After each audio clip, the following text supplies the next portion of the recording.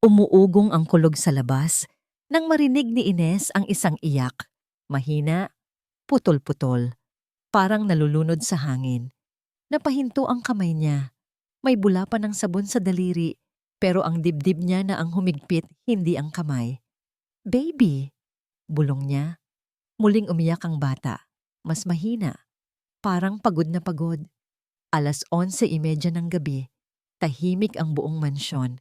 Wala ni isang yabag, wala ring ingay mula sa yaya na dapat ay bantay sarado sa sanggol. Kinabahan si Ines. Hindi na niya pinunasan ng maayos ang kamay. Hinablot lang niya ang maliit na lamparang nakasabit sa kusina. Saka nagmadaling lumabas sa pasilyo. Malamig ang sahig sa ilalim ng paa. Dim light ang mga ilaw sa hallway. Kaya mas mahaba, mas nakakatakot ang pagitan papunta sa kwarto ni Baby Manuel. Humigpit ang hawak niya sa lampara. Baka umiiyak lang. Baka nandoon ang yaya. Pilit niyang bulong. Pero nang makita niyang nakaawang ang pintuan ng kwarto at wala ni isang boses sa loob, tumigil ang paghinga niya. Muli, umiyak si Manuel. Mahina, parang nauupos. Hindi na nag-isip si Ines. Sinipa niya ang pintuan. "Baby?" Tumama ang liwanag ng lampara sa crib at doon siya halos maiyak. Ang sanggol, natabunan ng makapal na kumot hanggang leeg. Hindi gumagalaw ang braso, namumula ang mukha, pawis na pawis ang batok, at ang hikbi nito ay halos hindi na lumalabas. Diyos ko! Inalis ni Ines ang lampara, halos mahulog ito sa sahig, at mabilis na hinila ang kumot. Mainit, mabigat ng pawis, matagal nang nakapatong. "Nandito ako, baby. Sandali lang. Huminga ka." Nanginginig ang kamay niya habang binubuhat si Manuel. Pinagpatong niya ang maliit na dibdib sa balikat niya. Marahang ipinapalo ang likod, gaya ng itinuro ng sariling ina noon. "Please, huminga ka. Sige na." Isang saglit na mahaba. Tapos, isang malakas na hikbi mula sa sanggol. Parang sumabog ang hangin. Hinabol din ni Ines ang hininga niya. Parang siya ang muntik mawalan ng buhay. "Salamat po. Salamat po." Niuyugyug niya ang bata. Pinupunasan ng pawis sa sentido nito habang papahina ang iyak. Pero biglang may malamig na hangin sa likod niya. "Ines?" Nanlamig ang batok niya. Dahan-dahan siyang humarap. Sa may pintuan nakatayong basa sa ulan si Ramon Martinez, ang amo niyang kilalang seryoso, malalim ang mata, at bihirang magsalita. Hawak ni Ines ang sanggol. Siya, hawak lang ang pagkabigla. "Anong nangyayari dito?" Tanong ni Ramon. Mababa pero may bigat. Kinagat ni Ines ang labi niya. Pilit naghahanap ng salita. "Sir, pagpasok ko po, nakatabon po ang kumot sa mukha ni Baby." Hirap na po siyang huminga. Sumingkit ang mata ni Ramon. Lumapit siya, tinitingnan ng crib ang kumot at ang sanggol na nakadikit sa dibdib ni Ines. "Nasaan ang yaya?" tanong niya. Tahimik ang buong kwarto. Nang sa wakas ay lumitaw ang yaya, mabilis ang lakad, may hawak pang cellphone. "Sir, I'm here. I just stepped out." "Siguro, na-misinterpret lang ni Ines." "Hindi po." Putol ni Ines, mahina pero buo. "Sir, umiiyak na po si Baby. Parang hindi makahinga. Basang-basa po ang kumot sa pawis niya." Umirap ang yaya. "Sir, baka gusto lang niyang magpa-impress. Kanina pa pinapatahan ko yang bata." Parang sinuntok ang sikmura ni Ines. Ganito rin noon, nang hindi niya nailigtas ang batang iyon. At sinisi siya nang hindi niya kasalanan. Lumakas ang tibok ng puso niya. "Sir," halos pabulong, "kung hindi po ako pumasok, baka..." Hindi siya tinapos. Ramon ang lumapit sa crib. Pinisil niya ang kumot. Basa, mainit. At sa isang iglap, nag-iba ang ekspresyon niya. Tumigil ang oras. Nilingon niya si Ines. Pawisan, namumula ang mata. Nanginginig ang baba habang karga ang sanggol na unti-unti nang tumatahimik sa dibdib niya. At nakita niya ang isang bagay na hindi niya inaasahan. Takot. totoo. Matinding takot para sa anak niya. Hindi yon kayang pekein. Hindi kayang imbentuhin ng isang kasambahay na nagpapa-impress. Tumuwid ang likod ni Ramon. Ines, mahinahon ngunit may puwersa ang boses. Sabihin mo ang lahat ng nakita mo. Napakapit si Ines kay Baby Manuel. Ito na yon. Ang sandaling magpapasya kung dapat siyang maniwala sa sarili. O tumahimik para iligtas ang trabaho. Huminga siya ng malalim at tumingin diretso sa mga mata ni Ramon. Walang takot, walang pag-iwas. Sir, kung hindi po ako dumating, baka hindi na po humihinga ang anak ninyo. At doon nagsimula ang bagyong hindi na mapipigilan. Tahimik ang sasakyan habang papasok si Ramon sa garahe. Umuulan pa rin at parang bawat patak ay bumabayo sa sentido niya. Hindi pa nawawala sa isip niya ang eksenang nadatnan niya kanina. Si Manuel, halos walang hangin. Si Ines, nanginginig habang yakap ang anak niya. At ang yaya, nakahawak sa cellphone. Pagbaba niya, bigla niyang naramdaman ang lungkot na matagal niyang iniiwasan. Para bang ang mansyon na ito, kahit gaano kayaman, ay isa pa ring kuweba ng alaala. Alaala ng asawa niyang si Lucia. Humigop siya ng hangin, pero mabigat pa rin ang dibdib. Pagpasok niya sa loob, tahimik ang sala, tahimik ang hagdanan. Pero mula sa itaas, narinig niya ang malumanay na himig. Boses ni Ines, nagpahinto yun sa kanya.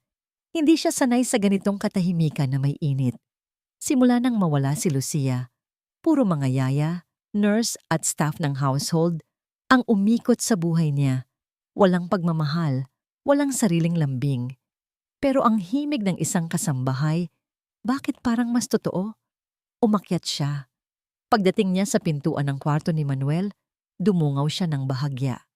Si Ines, nakaupo sa rocking chair, nakadikit ang pisngi sa noo ni Manuel. Unti-unti nang humihimbing ang bata sa dibdib niya. Ramon hindi agad nakagalaw. Hindi dahil sa ganda ng tanawin, kundi dahil sa sakit na sumiklab sa loob niya. Dapat ako ang gumagawa niyan. Ako ang ama. Pero bakit parang lagi akong nasa labas ng buhay ng sarili kong anak? Lumapit siya at napatingin si Ines. Nagulat nang makita siyang nakasandal sa pinto. Sir, pasensya na po kung dito ko muna siya pinatulog. Mahina ang boses niya. Parang natatakot pa rin sa maaaring mangyari. Umiling si Ramon. Hindi. Tama ang ginawa mo. Lumapit siya, dahan-dahan, at pinagmasdan si Manuel. Ang maliit na dibdib na ngayon ay maayos nang bumababat, umaangat. Ang kapayapaan sa mukha nito, ang banayad na paghinga. At doon pumutok ang isang tanong na pilit niyang tinatago mula nang mamatay si Lucia. Bakit parang lagi akong huli? Hinihingi ko ang CCTV. Mahina ngunit matigas na sabi niya. Ayokong may nangyayaring ganito at walang nakakaalam. Sir, nagdadalawang isip si Ines. Baka po magalit ang pamilya niyo kung makialam ako. Walang ibang mas mahalaga sa pamilya ko kundi ang anak ko. Sagot niya, mas mababa ang boses. At ikaw ang nagligtas sa kanya ngayong gabi. Hindi ko yon nakakalimutan. Namilog ang mata ni Ines, parang hindi sanay marinig ang papuri. Ramdam ni Ramon ang biglang pag-init sa dibdib niya. Hindi dapat. Hindi ngayon. Umusad siya palayo para mawala ang bigat ng tingin ni Ines sa kanya. Paglabas niya sa hallway, agad niyang tinawagan ang head of security. Check the cameras in the nursery. Lahat. I want every angle. Pero pagbalik niya sa kwarto, dinatnan niyang nakayuko si Ines. Tahimik at parang kinakain ng pag-aalinlangan. Ines, tawag niya. Tumayo siya, dahan-dahan, at inilagay ang sanggol sa crib. Huminga si Ines ng malalim. Sir, ayokong magdulot ng gulo sa bahay ninyo. Hindi ito gulo. Marahan niyang sagot. Ito ay buhay ng anak ko. Tumigil ang mundo sandali. Nagtagpo ang tingin nilang dalawa. At sa unang pagkakataon, napansin ni Ramon na ang mga mata ni Ines Hindi kayo manggilang. May lungkot, may tapang, at may parang sugat na hindi pa humihilom. Sa ilalim ng ilaw ng kwarto, tumingin si Ramon sa anak niya, tapos kay Ines. At may isang bagay na unti-unting bumagsak sa pader na ilang taon niyang itinayo. Isang pader na gawa sa sakit, takot at pag-iwas. Siguro, panahon nang magising na ako. Pero bago pa siya makapagsalita ulit, tumunog ang cellphone niya. Pagtingin niya sa screen, para siyang sinampal ng malamig na hangin. Barbara. Calling. Humigpit ang panga ni Ramon. At sa gilid ng paningin niya, nakita niyang napayuko si Ines. Parang biglang lumayo ang mundo. Nang magsara ang pinto sa likod ni si Ramon, napaupo si Ines sa gilid ng rocking chair. Hindi pa rin humuhupa ang panginginig ng tuhod niya. Kanina lang, akala niya mawawala na si Baby Manuel. Kanina lang, akala niya mawawala rin ang trabaho niya.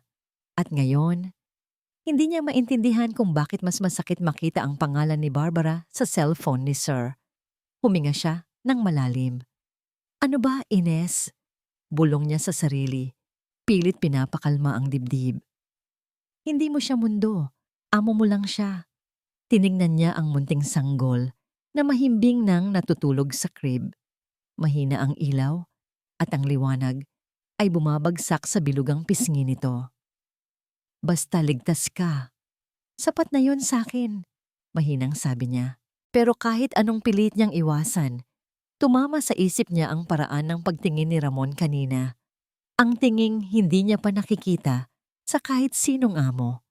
Pag-aalala, pagkalito, at pasasalamat na parang totoo. At doon siya kinabahan. Hindi dahil masama, kundi dahil alam niyang mapanganib para sa kanya ang umasa.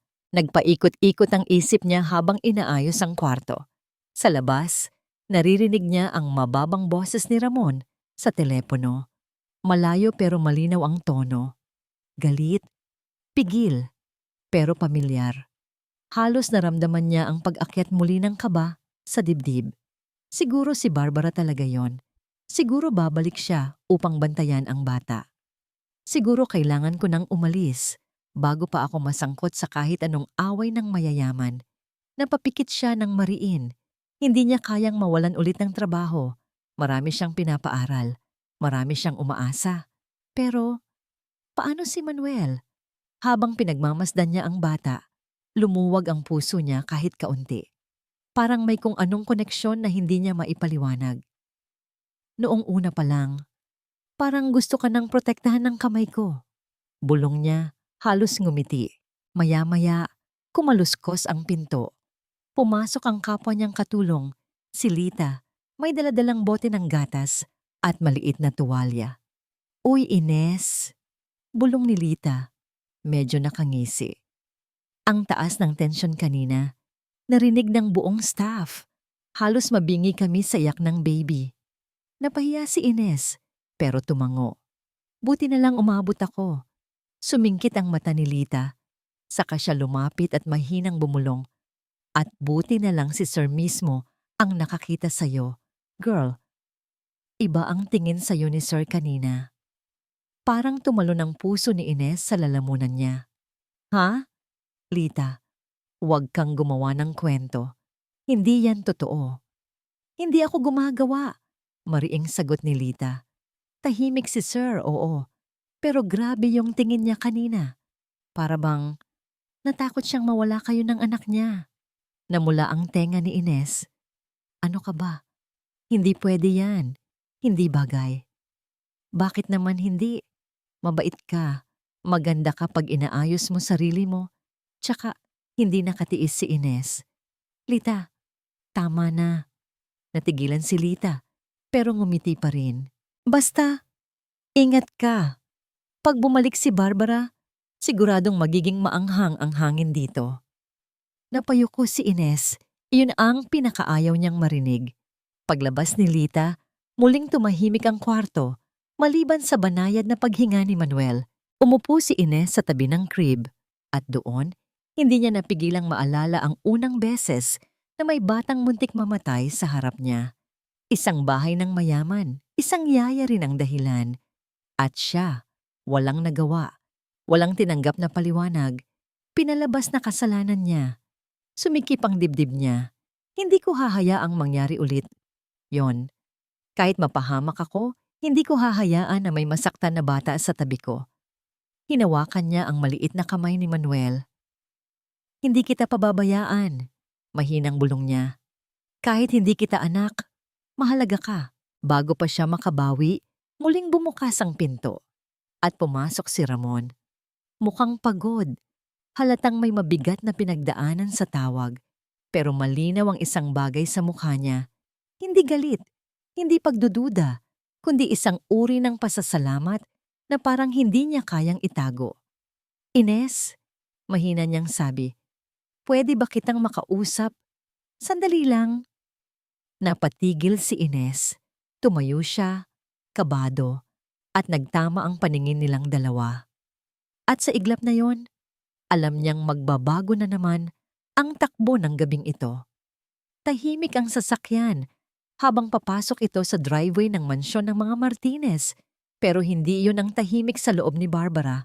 Ang dibdib niya, maingay, mabigat, parang may nag-aalab na apoy na matagal nang nagiinit. Pero ngayong gabi, sumabog. Pinatay niya ang makina, inayos ang buhok, at matamang tinitigan ang mukha niya sa salamin. Perfect, maamo, mahinhin. Mukha ng babaeng dapat naging asawa ni Ramon, hindi ng kahit sinong kasambahay. Ngumiti siya. Isang ngising sanay, malamig, at walang emosyon. Kung akala mong pwede mong palitan ang lugar ko, maranyang bulong sa sarili. Nagkakamali ka, Ines. Pagpasok niya sa loob, sinalubong siya ng staff. Lahat nakayuko, lahat takot na magkamali. Good evening po, Ma'am Barbara. Naglakad siya parang queen sa sariling palasyo. Nakaangat ang baba, nakaapak ng marahan, bawat hakbang ay may kumpiyansa. Pero nang marating niya ang hallway papunta sa nursery, natigilan siya. Naroon si Ramon, at sa tabi niya, ang babaeng yon. Si Ines, nakatayo ng parang may kasalanang hindi niya maipaliwanag. May hawak na lampin, nakababa ang tingin, pero hindi mukhang mahina. Muli, kumulo ang dugo ni Barbara. Hindi pwede. Ramon! Tawag niya, puno ng lambing. Isang lambing na dati ay kinahuhumalingan ng maraming lalaki. Napalingon si Ramon, ngunit may malamig na distansya sa mga mata nito na hindi niya nakita noon. Barbara, bakit narito ka? Napilitan si Barbara ngumiti. Nabalitaan ko ang nangyari kay Baby Manuel. Siyempre nag-aalala ako. Naglakad siya papunta sa crib, ngunit bago pa siya makalapit, kinarga ni Ramon ang sanggol. Parang instinct. Isang tusok ng selos ang dumaan sa kalamnan niya. Bakit siya ang nag-aalaga? Malamig niyang tanong, kahit nakangiti. Hindi ba't may yaya kayo? Hindi sumagot si Ramon, kaya siya mismo ang tumingin kay Ines, mata sa mata, tingin na nanunuri. Tell me, Ines. Malumanay, ngunit may lason ang tono niya. Bakit ikaw ang may hawak sa bata? Napalunok si Ines, halatang kinakabahan, pero matatag. Ma'am, umiiyak po si baby. Nasa kusina po ako at... Sa kusina? Nagtaas ng kilay si Barbara. At yung yaya? Ano? Nagtete? Bigla niyang narinig ang hinga ni Ramon. Mabigat, pigil. At doon niya napagtanto. Tama ang hinala niya. May nangyari. May pagkukulang ang yaya. At ang kasambahay ang nagmukhang hero. At hindi yun pwede. Habang nagsasalita si Ines, hindi nakikinig si Barbara sa salita. Mas nakikinig siya sa paraan ng pagsasalita. Mahina, pero totoo. May tapang, pero may hiya. At iyon ang kinainisan niya. Hindi niya kayang tanggapin na may babaeng may ganoong klaseng kabutihan sa lugar na gusto niyang kontrolin. Ramon, simula ni Barbara malumanay. Alam mo kung gaano ko kamahal si Manuel. Hindi ako papayag na may mangyaring masama sa kanya. Kung may kapabayaan ang sino man. Tumingin siya kay Ines. Kailangan nating alisin. Sumikip ang mukha ni Ines. At kahit walang sinabi, nakita niya ang takot sa mga mata nito. Takot na hindi humihingi ng awa, pero takot na may pinoprotektahan. Ang anak, at mas lalo siyang naiinis. Dahan-dahan siyang lumapit kay Ramon, halos didikit sa balikat nito. Kung gusto mong tulungan ang anak mo, bulong niya ng sadyang malapit. Kailangan mong piliin ang taong tama. Hindi ang taong hindi dapat naririto. Pero imbes na umayon, tumigas ang panga ni Ramon. Barbara, huwag natin pag-usapan yan ngayon. Napahinto si Barbara. Hindi iyon ang tono ni Ramon sa kanya dati. Noon, kahit magtalo sila, may galang, may lambing, may kahit kaunting pagtingin. Pero ngayong gabi, parang ibang lalaki ang kaharap niya. At sa sulok nito, nakatayo ang kasambahaya. Hindi ko hahayaang mawala ulit ang lugar ko sa harap ng kahit sinong babae. Pagbaba niya pabalik sa sasakyan, ngumiti siya mag-isa. Isang ngising hindi dapat makita ng kahit sino. Kaya pala, mahina niyang bulong. May dahilan kung bakit nawala ang dating yaya. Hinaplos niya ang cellphone sa bag niya. Kung akala niyo ako ang titigil, mali kayo. Ako ang pipili kung sino ang dapat manatili sa bahay na to. At sa unang pagkakataon, mula nang makapasok siya sa mansyon ngayong gabi, may naisip siyang hindi dapat isipin ng isang matinong babae. Kung hindi ko makukuha ang pwesto ko pabalik, sisiguraduhin kong walang ibang makakakuha nito. Kinabukasan, bago pa magliwanag, gising na si Ines. Hindi pa man siya bumababa sa kama, ramdam na niya ang bigat sa dibdib. Parang may aninong nakapatong sa balikat niya. Hindi lang dahil kay Barbara, kundi dahil sa pakiramdam na may paparating na mas malala. Pagbukas niya ng pinto, halos mapaatras siya. Nandoon ang bagong yaya. Naka-uniform. Sobrang linis ng pagkakaayos. May hawak na clipboard at ang ngiti. Manipis, malamig, parang hindi abot ang mata. "Good morning," bati nito. Mahinahon. Napatingin si Ines sa badge na nakasabit sa dibdib ng babae. Professional Child Consultant. Parang lumamig ang hangin sa paligid. "Magandang umaga," sagot niya. Pero hindi mawala ang kaba sa sikmura niya. Pumasok siya sa kwarto ni Baby Manuel. Naroon na ang bagong yaya, nakatayo sa tabi ng crib habang tulog pa ang bata. "Maaga kayong nagpunta," ani Ines. Tumango ang yaya. "I observe routines. Mas maganda kung alam ko ang oras ng paggising, feeding patterns, sleep behavior." Sunod-sunod ang salita.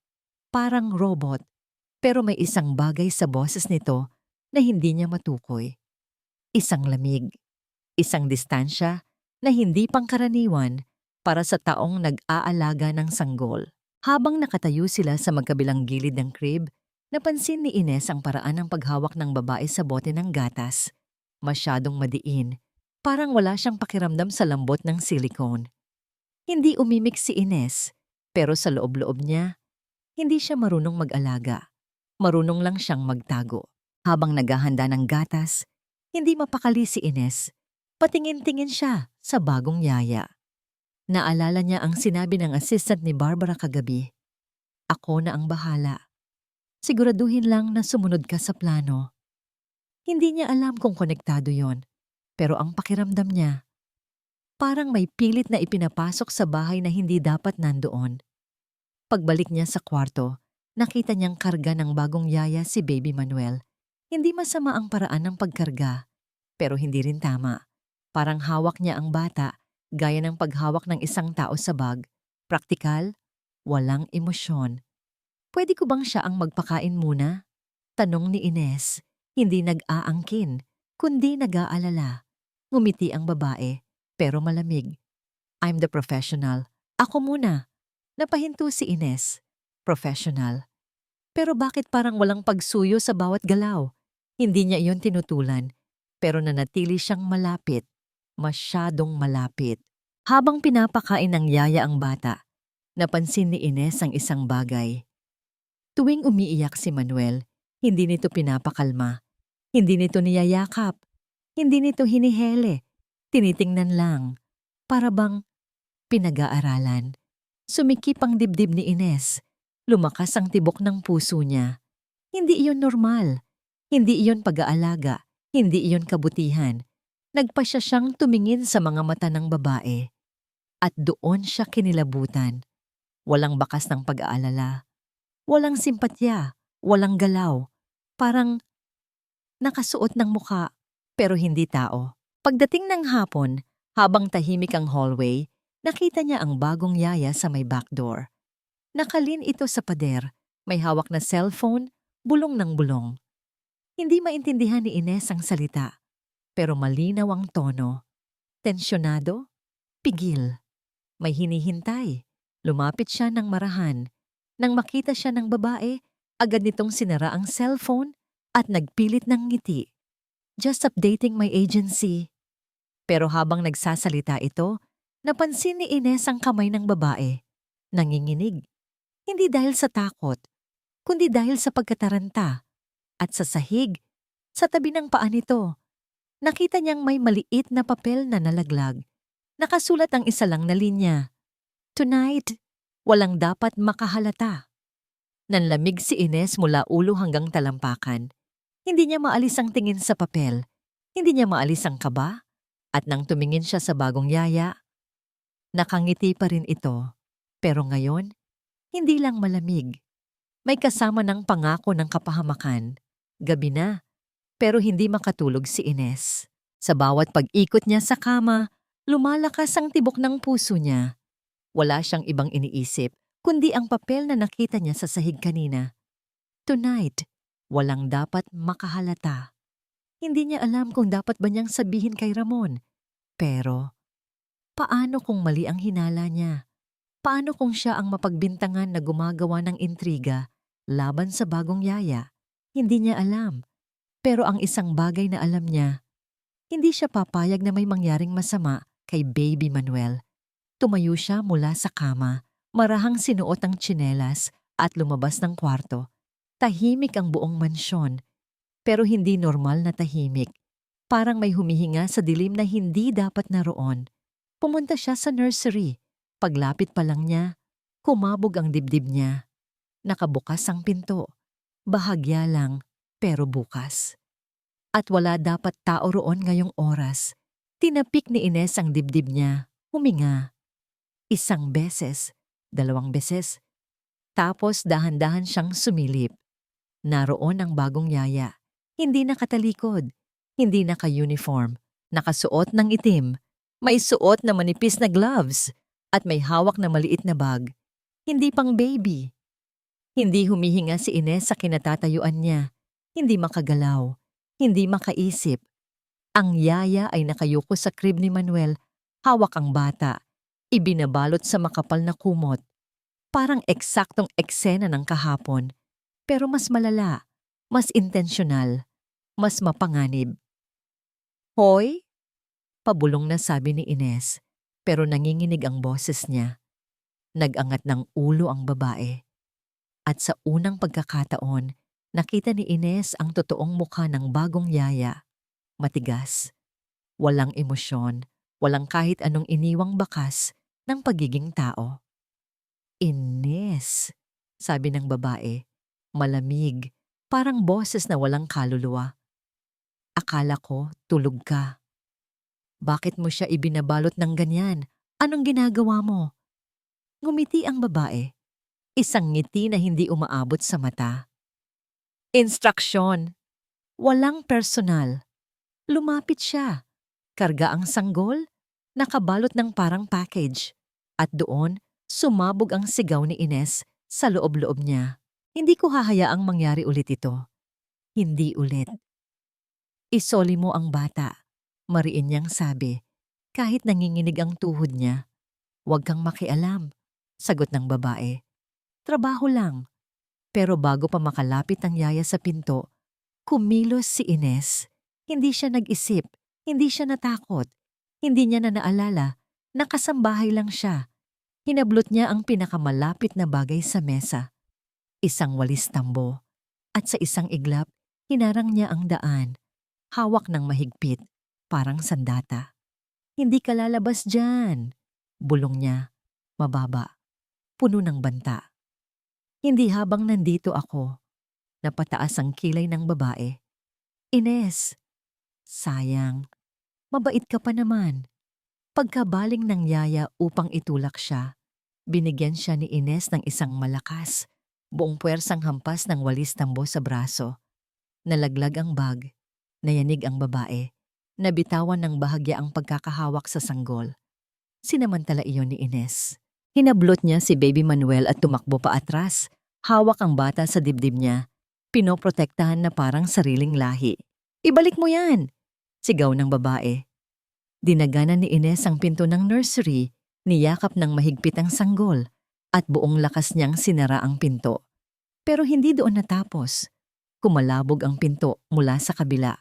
Mabilis, malakas. Ines, buksan mo! Hindi ka makakatakas. Walang makakarinig sa'yo. Naiintindihan mo. Nanginginig ang buong braso ni Ines habang hawak niya ang sanggol. Hindi niya alam kung saan siya kukuha ng lakas. Pero nang mapatingin siya sa mukha ni Manuel, umiiyak pero buhay. Doon siya tumibay. Shh! Nandito ako. Hindi kita pababayaan. Muling lumakas ang hampas sa pinto. Parang sasabog na ang kahoy, wala siyang oras mag-isip. Hinawakan niya si Manuel ng mas mahigpit, binuksan ang bintana ng nursery at huminga ng malalim. Kailangan niyang humingi ng tulong. Kailangan niya si Ramon. Kailangan niyang mabuhay para sa bata. At saka siya sumigaw, buong lakas. Sir Ramon, tulong! May magnanakaw kay Manuel. Ang buong mansyon ay parang nagising. Sir Ramon, tulong! May magnanakaw kay Manuel. Parang kumidlat sa loob ng utak ni Ramon ang sigaw. Hindi na niya ramdam ang pagod. Hindi na rin niya naalala ang tawag kanina kay Barbara. Ang tanging pumailan lang sa kanya ay ang boses ni Ines, puno ng takot, puno ng desperasyon, at ang pangalan ng anak niya. Tumakbo siya. Hindi lakad, hindi mabilis na hakbang. Tumakbo siya na parang buhay niya ang nakadepende. Pagliko niya sa hallway, sunod-sunod ang kalabog mula sa nursery. May mga boses na hindi niya kilala. May mga salitang parang halinghing ng tao na walang kabutihan sa dibdib. Mas lumakas ang tibok ng puso niya. Ines! Sigaw niya. Sir, dito po. Bilisan niyo. Nasa dulo na siya ng pasilyo nang makarinig siya ng malakas na hampas. Para bang may gustong basagin ang pinto. Hindi na siya nag-isip. Sinipa niya ang pinto. At pagpasok niya, para siyang binagsakan ng dalawang eksena ng sabay. Si Manuel, umiiyak ng malakas. Nasa dibdib ni Ines nanginginig ang buong katawan. At ang bagong yayang kinuha ni Barbara, nakatalikod sa kanila. May hawak na patalim na nakaabang, "Put down that knife!" Boses ni Ramon. Mababa pero mabagsik. Nilingon siya ng babae at doon niya nakita ang mata nitong tila walang puso. Sir, anito? Huwag ninyo akong piliting. Isang hakbang pa at hindi kita patatawarin. Bulong ni Ramon. Mababa, nanginginig sa galit. Hindi siya sanay sa ganitong sitwasyon. Pero ngayong gabi, hindi siya ang CEO na nasa boardroom. Hindi siya ang lalaking binuo ng pera at pangako. Sa harap niya, isang kriminal at sa likod ng kriminal, buhay ng anak niya at isang babae. Isang kasambahay na sumigaw para sa kanya, para sa anak niya at halos mamatay para sa kanila. Lumayo ka sa pinto. Utos ng babae, hawak pa rin ang patalim. Hindi ikaw ang target ko. Lalong nagdilim ang paningin ni Ramon. Kung ganun, mas lalo kang walang takas. Umamba ang babae at doon na umangat ang adrenaline ni Ramon. Hinagis niya sa gilid ang lampshade, sumalpok ito sa ulo ng babae, sabay sumugod siya, buong puwersang sinunggaban ang braso nito. Nagpagulong-gulong sila sa sahig. Sir! Sigaw ni Ines. Narinig niyang tumilapon ang patalim sa sahig pero hindi huminto ang babae. Parang hayop itong nagpupumiglas, kinakalmot, sinasaktan kahit walang direksyon. Muntik pang matamaan si Ines at si Manuel.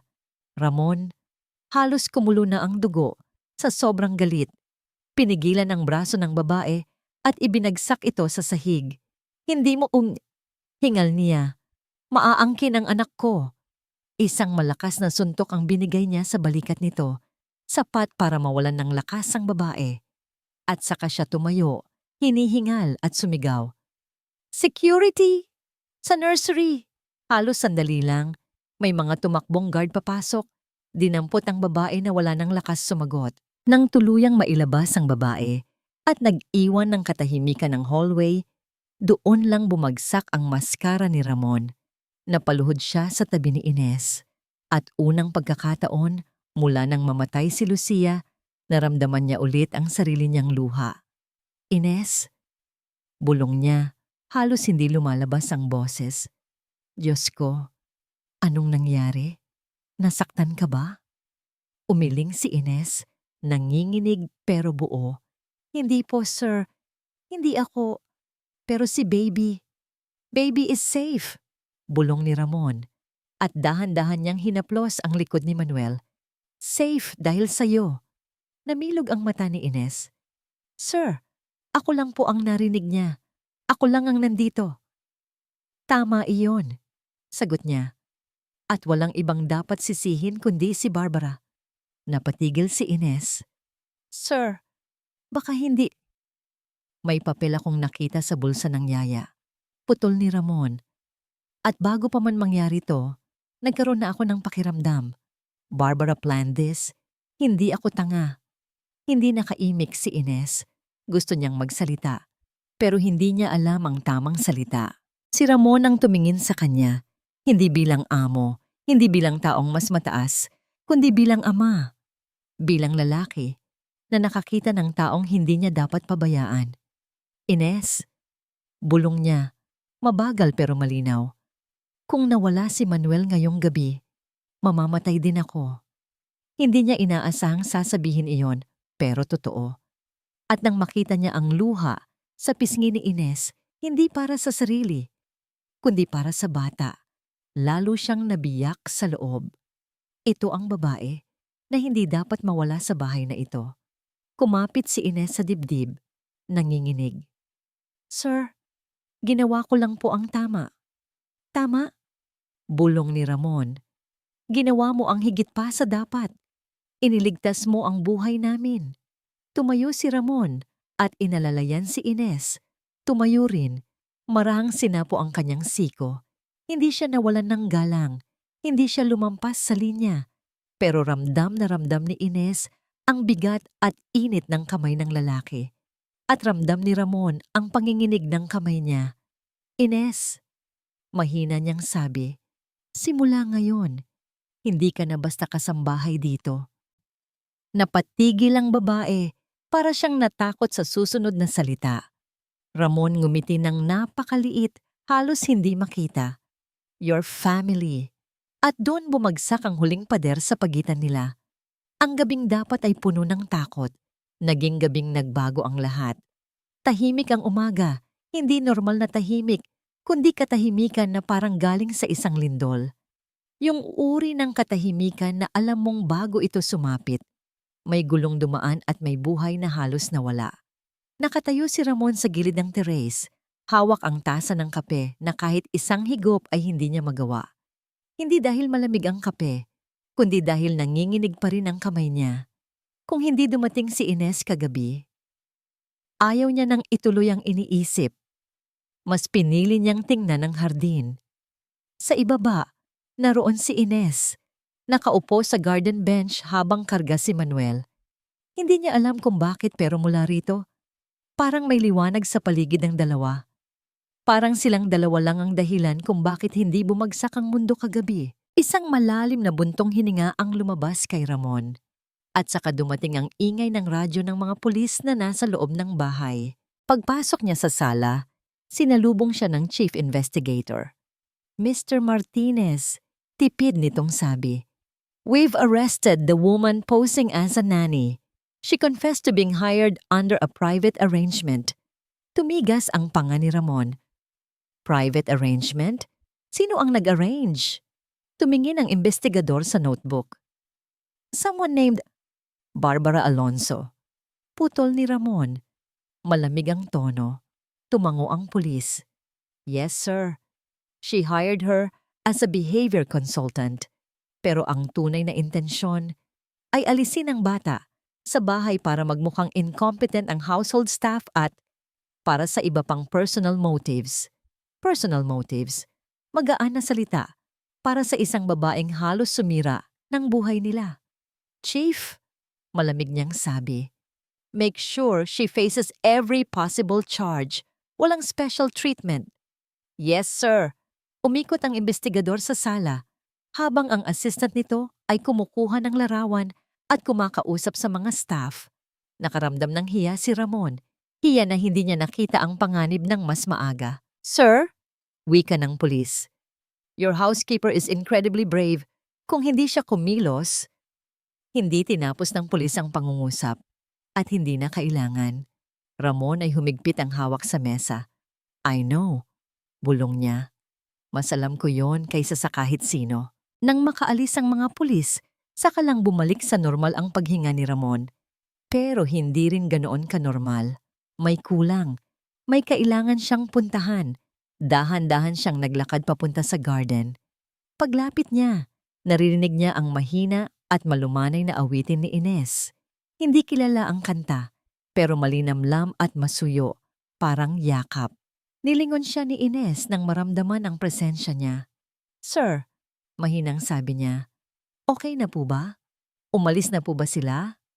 Oo, sagot ni Ramon. Malalim ang boses. Tapos na ang investigasyon, pero hindi pa tapos ang lahat. Nakita niya agad ang pag-aalala sa mukha ni Ines. Sir, hindi po ako aalis kung iyon ang iniisip ninyo. Hindi ko po iiwan si Manuel hanggang hindi kayo sigurado. Ramon ay napahinto. Hindi niya iiwan si Manuel. Hindi niya sinabing hindi iiwan ang trabaho. Sinabi niyang hindi iiwan ang bata. At sa sandaling iyon, parang may humatak sa loob ng dibdib niya. Ines, unti-unti niyang sabi, walang sino mang nag-iisip na umalis ka. Napatingin si Ines sa kanya. Nagtataka. Ramon ay huminga ng malalim. Saka naupo sa tabi niya sa bench. Hindi niya ginawa ito kahit kailan.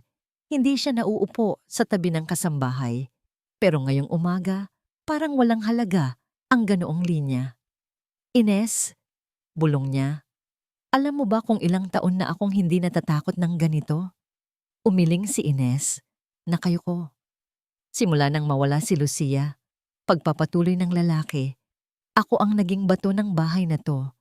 Walang luha, walang galit, walang takot. CEO ako sa trabaho at parang ganun din sa sarili mong puso. Lahat kayang kontrolin. Napatigil siya. Hindi dahil wala siyang sasabihin pa, kundi dahil ngayon niya lang naramdaman na ang mga salitang lumalabas sa bibig niya ay totoo. Pero kagabi, bulong niya, nang sinigaw mo ang pangalan ko at naisip kong baka hindi ako umabot. Napapikit siya, hindi dahil sa kahihiyan, kundi dahil sa bigat. Parang may humila sa kaluluwa ko palabas ng katawan ko. Tahimik, lamig ng hangin, init ng umagang sumisilip at ang lambing ng tunog ng paghinga ni Baby Manuel.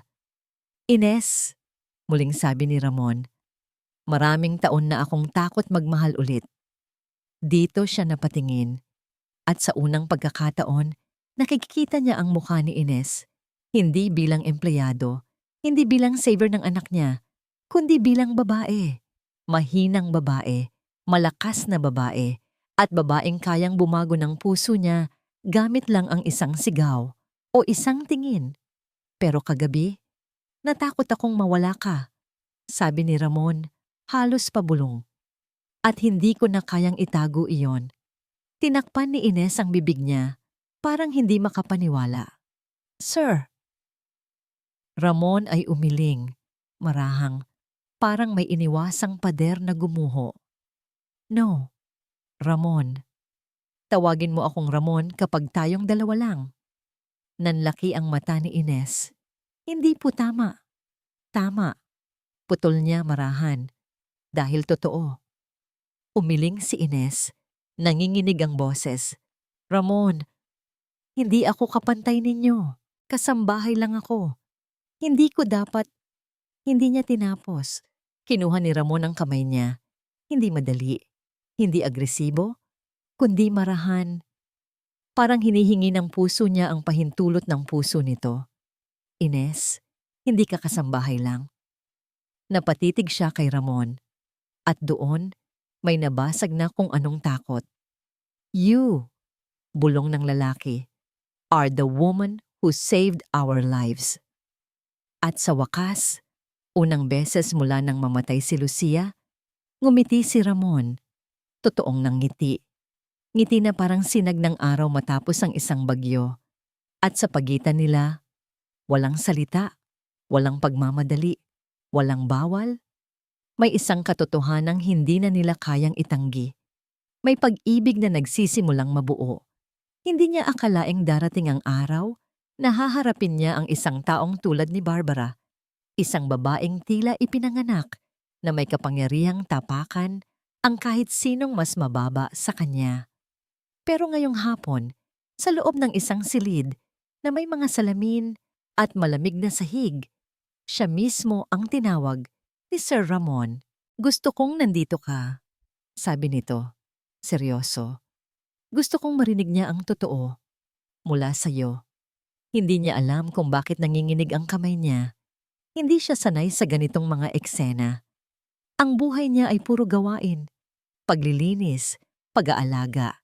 Hindi pagharap sa mga taong sanay magsinungaling na parang normal na paghinga. Huminga siya nang malalim bago niya pinihit ang seradura. At doon niya nakita si Barbara. Nakahawak ito sa mesa. Nakakross ang binti. Nakasuot ng mamahaling kulay puting dress. Pero ang mukha nito, halatang nagpupuyo sa galit. Hindi lang dahil sa huli itong bintang, kundi dahil alam nitong hindi na siya ang babaeng may hawak sa sitwasyon. Pagpasok ni Ines, umangat ang baba ni Barbara. So ito pala yung ngumisi ito may halong insulto.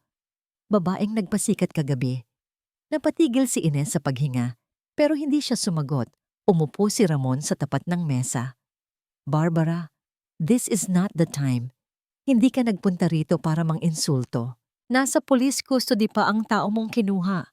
Nagtaas ng kilay si Barbara, pero hindi siya umiwas ng tingin. Bagkus, mas lalo niyang sinipat si Ines. Parang sinusukat ang kaluluwa niya. So, Ani Barbara, ikaw pala ang nagligtas sa bata? Nakakatawa. Kung hindi dahil sa incompetence mo, hindi sana nangyari iyon. Masakit, pero hindi na bago. At hindi siya papayag na muli siyang yurakan. Hindi na ngayon. Ma'am, mahinang sabi ni Ines, hindi marahas, pero matapang. Hindi ako humihingi ng papuri, pero sana alam niyo na hindi ako ang dahilan kung bakit muntik na siyang mawala. Napangisi si Barbara. Talaga? Sino? Ako? Oo. Ang boses ay hindi galing kay Ines. Galing kay Ramon. Isang bigat. Malinaw, diretso, matigas. Napatayo si Barbara halatang hindi inaasahan. What? Ramon, I did this for you. For the child. No. Malakas na sagot ni Ramon. Ginawa mo ito para sa sarili mong ego. Para sirain ang mga tao sa bahay ko. Para kontrolin ako. Hindi mo ito ginawa dahil mahal mo kami. Ginawa mo ito dahil gusto mong manalo. Halos masamid si Barbara sa galit. Ramon, hindi mo naiintindihan. Naintindihan ko. Putol ng lalaki. At ngayong malinaw na ang lahat, ayoko na ng kahit anong partisipasyon mo sa buhay namin. Hindi mo ako mahal. Hindi mo minahal ang anak ko. Ang mahal mo ay ang kung anong naipapakita mo sa mundo. Tumulo ang luha ni Ines, hindi dahil natatakot, kundi dahil ngayon niya lang narinig si Ramon magsalita tungkol sa sarili nitong sakit. Nang hindi tinatakpan, si Barbara ay lumapit kay Ramon. Pilit inilalapit ang mukha sa kanya. Ramon, hindi mo pwedeng ipagpalit ang lahat ng meron tayo. Sa tinuro nito si Ines, kawawa at desperadong babae. Tumigil ang oras. Parang may sumabog na malamig na alon sa puso ni Ines. Hindi dahil sa salita, kundi dahil dito niya naalala kung sino siya noon. Yung batang iniwan ng ama, yung manggagawang pinagbintangan, yung babaeng inilugmok ng buhay. Pero hindi na siya yon ngayon at hindi siya papayag na tanggalin yon ng kahit sinong babae. Tumayo siya, tuwid, malumanay, pero hindi natatakot. Kung desperada po ako, sabi niya, hindi ko ililigtas ang isang batang hindi ko kaano-ano. At kung kawawa man ako, huminga siya. Mas gugustuhin kong maging kawawa, pero may puso. Kaysa mayaman, pero kaya ang gumawa ng masama, para lang manalo. Napaawang ang bibig ni Barbara. Hindi niya inaasahang may lakas ng loob si Ines na magsalita. At bago pa ito makasagot, nagsalita ulit si Ramon ng mas mababa, mas mabigat. Hindi ko sinasabi ito para saktan ka, Barbara. Pero kailangan mo nang marinig. Hindi mo maaring saktan si Ines. Hindi mo siya maaring patahimikin. Hindi mo maaring baguhin ang tingin ko sa kanya. Dahan-dahang lumingon si Barbara kay Ramon. Anong ibig mong, ang ibig kong sabihin, malumanay pero malinaw, ay mahalaga siya sa amin, sa akin. Parang may narinig na basag sa kaloob-loobang bahagi ng silid. Si Barbara, na laging may sagot, laging nakataas ang baba. Ngayon ay tulala. At nandoon si Ines, nanlalaki ang mata, parang hindi makahinga. Ramon, mahina niyang bulong. Tila hindi tiyak kung dapat ba niya itong pigilan o tanggapin. Pero si Ramon ay humawak sa balikat niya. Ines saved my son, anya. And she saved me. Iyon ang huling patak na tumama sa mukha ni Barbara. Lumutang ang pagod sa mukha nito, kasabay ng napipintong pagkatalo. Kayo, bulong niya, nanginginig ang labi. Ganun na ba talaga? Hindi sumagot si Ramon. At iyon na ang sagot. Paglabas ni Barbara, iningay ng pintuan ang huling yabag ng isang babaeng sanay manalo.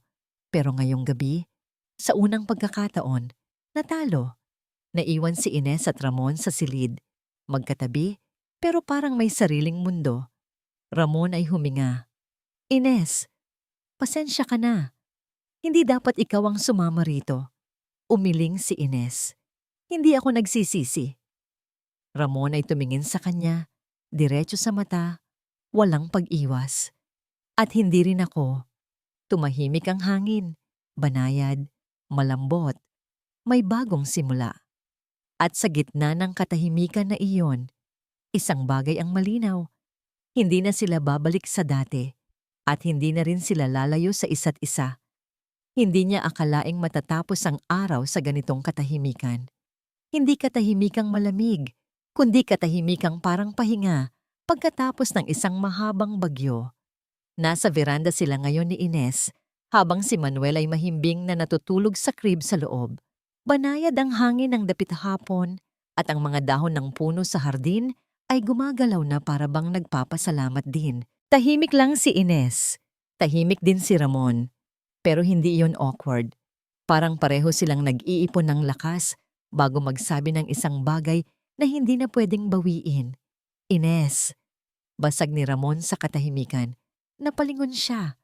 Mula rito, kita niya ang pagod sa mata ng babae. Pero may bahid ding tapang at kapayapaan na hindi niya pa nakikita noon. Sir. Ramon. Agad niyang putol. Bahagyang namula ang pisngi ni Ines. Ramon. Ulit niya, mahina. At sa isang mahiwagang paraan, parang may gumuhong pader sa pagitan nila. Isang pader na taon niyang itinayo para protektahan ang sarili. Pero ngayong gabi, kusang bumagsak nang hindi niya kinaya pigilan. Huminga siya ng malalim. Ines, may dapat akong sabihin. Nakita niyang tumigil ang paghinga ng babae, hindi sa takot, sa pag-asang ayaw niyang bitawan. Matagal ko nang alam Simula niya, mabagal ang bawat salita na hindi ako buo. Hindi ako mabuting asawa noon at hindi ako naging mabuting ama simula nang mawala si Lucia. Umiling si Ines. Ramon, hindi mo kasalanan. Kasalanan ko ang tumakbo palayo. Putol niya ulit. Kasalanan ko ang hindi pagharap sa sakit. At kasalanan ko na pinanghawakan ko ang paniniwalang tapos na ang puso ko. May tumulong luha sa mata ni Ines. Hindi dahil sa sinabi niya, kundi dahil narinig niyang ngayon lang ito umamin ng ganito. Ramon ay tumingin sa mga palad niya, sa kamarang binuksan at sinara ang daliri. Parang hindi niya malaman kung paano ilalagay ang emosyon niya. Pero kagabi, nang narinig kong sumigaw ka, nang naisip kong baka hindi kita maabutan, may nabasag sa loob ko. Napatingin siya kay Ines, diretsong tingin. At sa isang iglap, naintindihan ko, hindi ko kayang mawala ka. Nangatog ang labi ni Ines. Ramon, hayaan mo muna ako matapos. Bulong ng lalaki. Lumapit siya ng bahagya. Hindi masyadong malapit, pero sapat para maramdaman ng babae ang bigat ng bawat salita. Ines, hindi ito dahil niligtas mo ang anak ko. Hindi rin dahil sa tapang mo kagabi. Pero dahil, mula pa noon, sa bawat araw na nag-aalaga ka kay Manuel, sa bawat ngiti mo sa kanya, sa bawat pagod na hindi mo ipinapakita, unti-unti mo akong ginising. Pinipigil ni Ines ang paghikbi, pero hindi na niya napigilan. Natakot ako. Patuloy ni Ramon, dahil pakiramdam ko, hindi ako karapat-dapat mahalin ulit. At lalo kang hindi karapat-dapat masaktan. Napatakip si Ines sa bibig niya. Ramon, hindi ko alam. Lumapit pa siya ng isang hakbang. Dahan-dahan, hindi na nga angkin, hindi nang gigigil, kundi parang isang lalaking matagal nang natutong tumakbo palayo. At ngayon lang natutong huminto sa harap ng isang tao. I'm not asking for anything tonight. Mahinang sabi niya. Hindi ko hinihingi na sagutin mo ako. Hindi ko hinihinging mahalin mo ako pabalik. Umiling si Ines, nanginginig. Huwag mong sabihin yon. Huwag mong sabihin na. Pero bago pa siya makasagot, hinawakan ni Ramon ang kamay niya. Marahan, parang humihingi ng pahintulot. Ines, ang hinihingi ko lang ay hayaan mo akong piliin ka. Kahit isang araw lang, isang hakbang lang. Tumulo ang luha ni Ines, sunod-sunod, at sa unang pagkakataon, siya ang lumapit. Tumayo siya sa tapat ni Ramon, halos magkadikit ang noo nila. Humihinga ng mabigat, nanginginig, pero buo. Ramon, hindi ako takot sa'yo, bulong niya. Takot ako sa nararamdaman ko, dahil alam kong wala akong laban sa puso mo. Napangiti si Ramon, malalim. Totoo. At anong sinasabi ng puso mo ngayon? Hindi sumagot si Ines, imbes ipinikit niya ang mata niya at dahan-dahang inapuhap ng kamay niya ang pisngi ng lalaki, isang marahan, nanginginig pero tapat na haplos. Ramon, para siyang nakahawak sa apoy na hindi masakit, mainit, buhay, totoo. At doon niya inilapit ang mukha niya. Pulgada-pulgada, hindi nagmamadali. Kung magbabago ang mundo bukas, bulong ni Ines, gusto kong maalala na ngayong gabi, hindi ako nagkamali. At saka sila naglapat ng labi, hindi mabilis, hindi marahas, isang halik na parang panalangin, pahalik na parang pag-amin na hindi nila nasabi kanina, isang halik ng dalawang taong parehong sugatan, pero ngayon lang natutong gumaling. Nang maghiwalay sila, halos magkadikit pa rin ang ilong nila. Ramon ay huminga ng mabigat at bumulong. Ines, mahalaga ka sa amin. Napapikit ang babae. At mahalaga ka sa akin, Ramon. At sa gabing iyon, habang si Manuel ay mahimbing na natutulog, habang ang hangin ay dumadaan ng tahimik sa pagitan nila, habang ang mundo ay tila huminto sandali, nabuo ang isang bagay na hindi pa nila kayang tawagin na pag-ibig, pero sapat upang simulan ng isang pamilya na hindi nila inasahan.